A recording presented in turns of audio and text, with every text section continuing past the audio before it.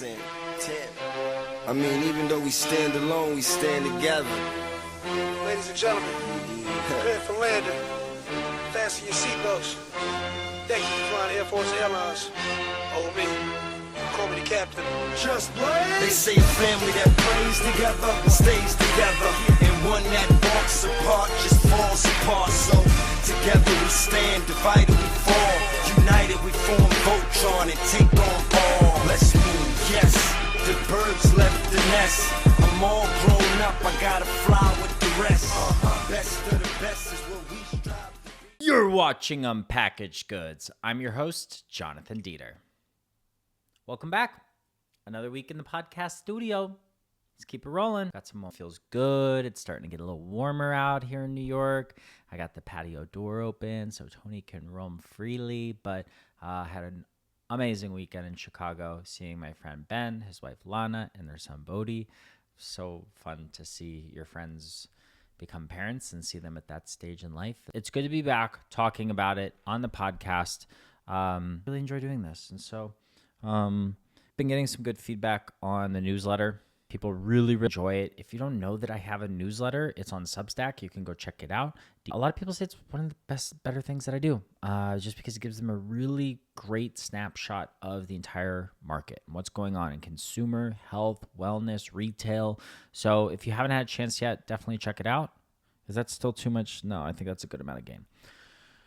Alrighty, this was a big week of headlines. So we're going to kick it off with McCormick and Unilever in talks to merge their food businesses for over $10 billion, creating a combined entity worth over $10 billion. Danone just paid $1.5 billion for Huel, a meal replacement platform. And Catterton is trying to flip Thorne for $4 billion after acquiring them for $680 million almost 4 years ago. That's over a 6x return. And Glossier, you've seen them all over. They're closing 9 of their 12 stores. Welcome to Unpackaged Goods, where every story this week is about deciding what you want to be when you grow up. Alrighty, so we're going to rip through the stories. McCormick confirmed that it's in discussions with Unilever about a potential strategic transaction.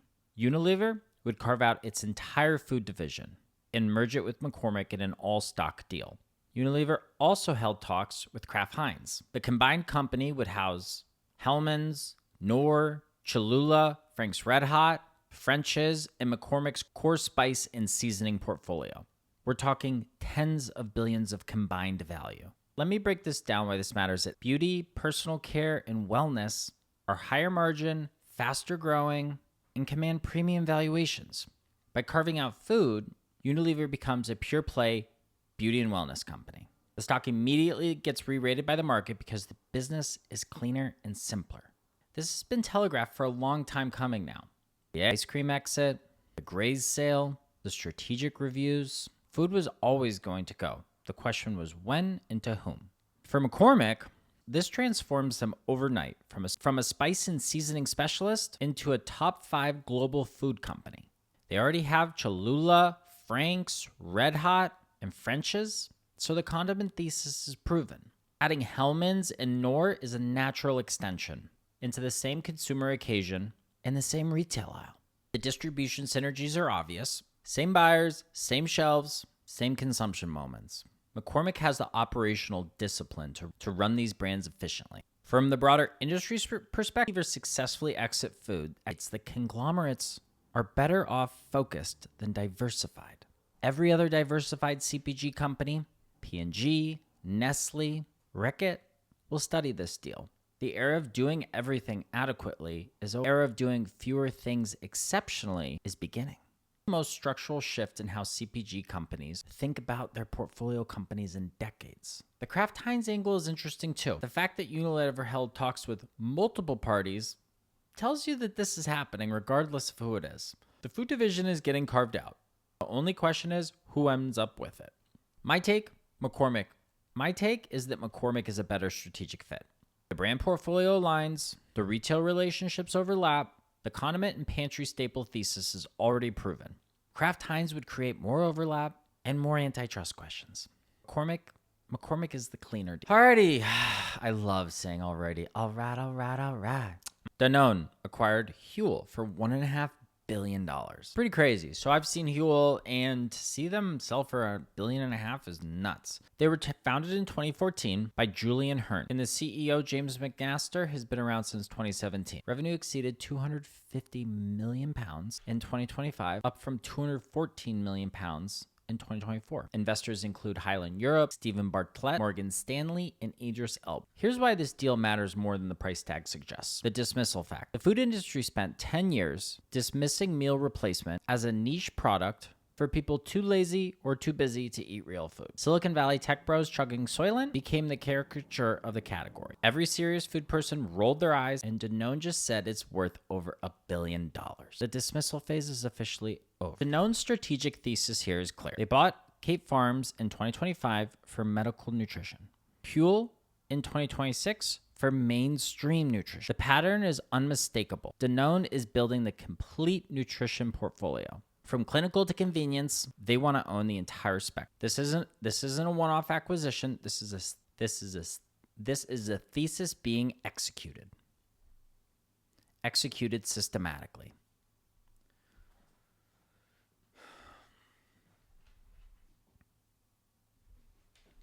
So what the revenue tells you, 214 to 250 million pounds in a single year.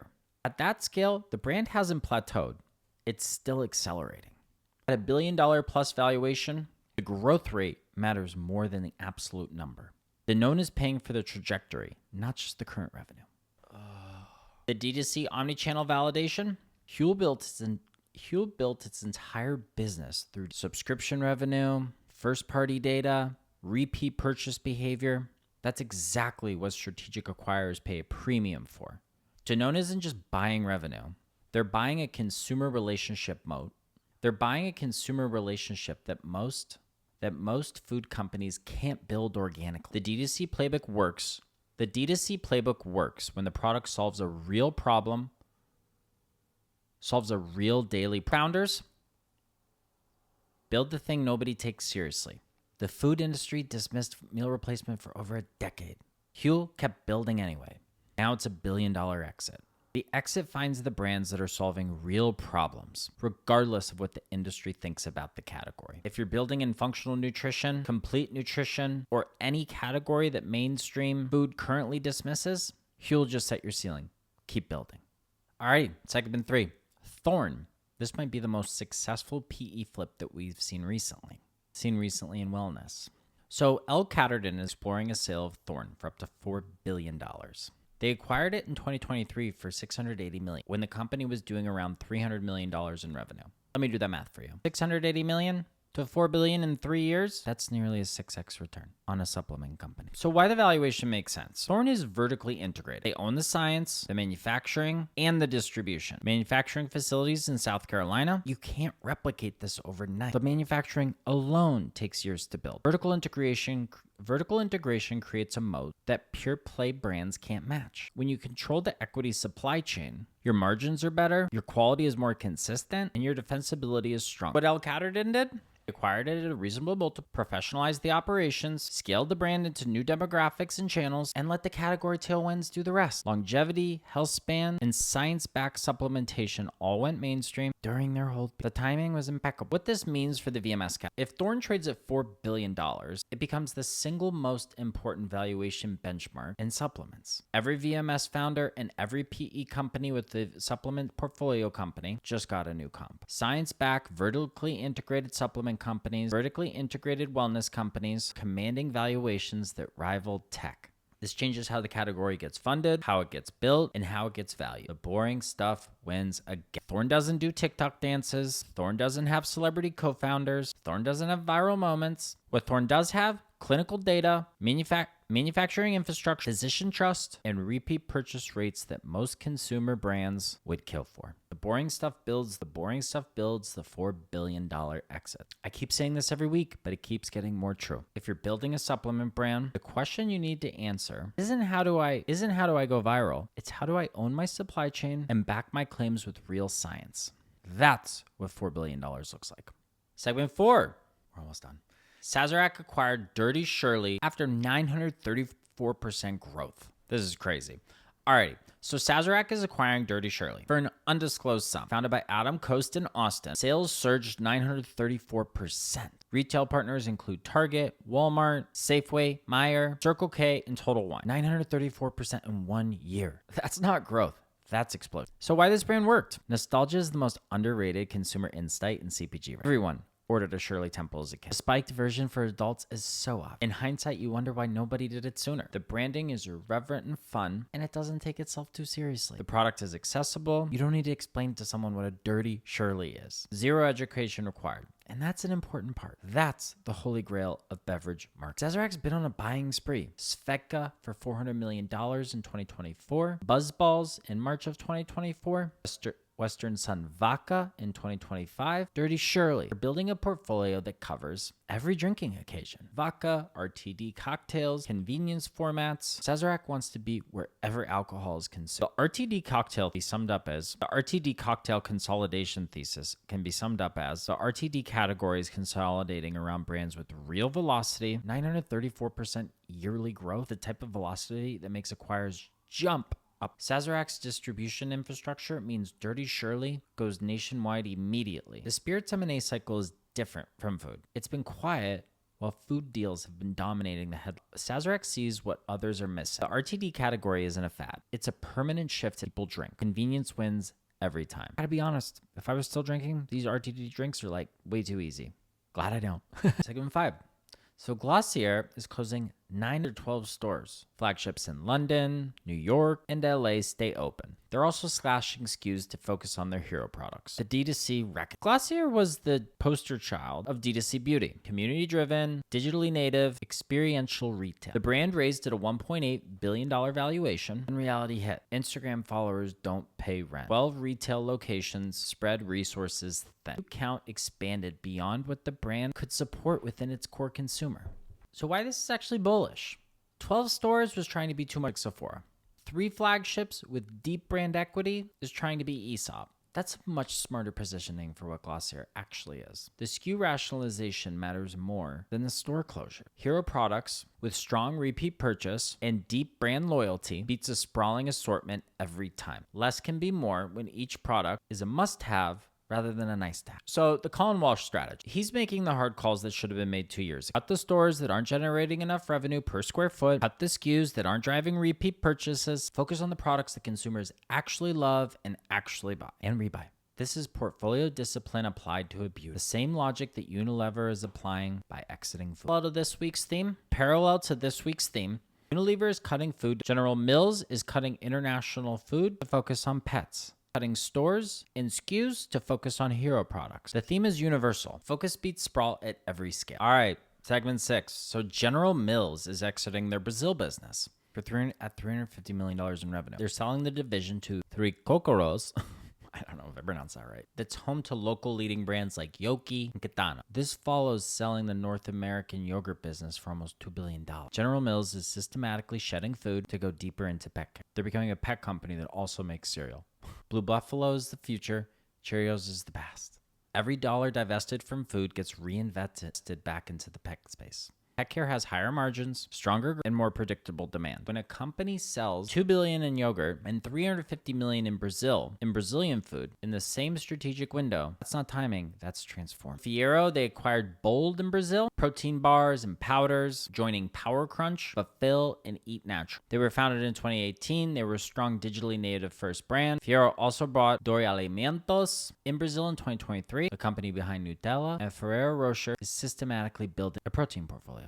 They see protein snacks as global, not just a US trend. This is wild. Segment 7. Let's fucking go. 15,000 brand beverage problem. So this data came out from Spins this past week. There are 15,000 beverage brands under $1 million in revenue. Let that number sink in. That's 15,000 brands competing for shelf space that they will likely never earn at scale. For every Celsius, Poppy, Athletic that breaks through, there are thousands that don't. The beverage category in CPG, by an order of a the barrier to entry is low. Anyone can formulate a drink and get a co-packer. True for pretty much. The barrier to success is extraordinarily high. Distribution, velocity, repeat purchase, marketing, and capital all have to work simultaneously. Why this matters right now. Dry Water is adding 41,000 new doors and approaching $100 million in sales. Unilever grew Liquid IV from $120 million to over $1 billion. The brands that break through the noise capture enormous value. But the odds are stacked against you. 15,001 roughly. The beverage graveyard is the largest in CPG. What separates the winners from the 15,000? Solving a real consumer problem, not inventing a new flavor. Distribution discipline from day one, not just getting on shelf, but staying on shelf. Velocity that compounds, repeat purchase, not just trial. Capital efficiency, making each dollar work harder than your competitor. Patience. Celsius took over a decade to become an overnight success. The founder question: if you're launching a beverage brand, you need to be honest and ask yourself, what makes me different from the other 15,000? If your answer is our flavor, our branding, if the answer is we solve a specific problem for a specific consumer in a way that no one else is doing, and we have specific data to back that up, now we're talking. The beverage aisle doesn't need more brands. It needs more brands. All right, rapid fire. Let's rip through it. A lot of funding news this week. So Ibiza. I took a pill in Ibiza. No, we're talking about hummus. They raised a $2.5 million seed. Number one hummus at Erewhon. It's unbelievable if you haven't tried it. All right, Albertsons, Target, Good Girl Snacks, or Hot Girl Pickles. They raised a $3 million seed round. They're the number one pickle at Erewhon, HEB, Whole Foods, GoPuff, and they're one of the most viral brands on the internet. Leoban Dumplings, they secured $7.2 million. So this is a DC restaurant to packaged goods. As you see, I think this is going to become more and more popular. Yo, raised from the Founders Row, alongside 2,000 Target doors, one of which is the one close to me, and it's so good. Protein Greek yogurt pizza. It's really, really good if you haven't had it. And Giu, Korean skincare. They raised $6.1 million. They raised $6.5 million, forecasting $70 million in revenue. 3 years old. TikTok Shop.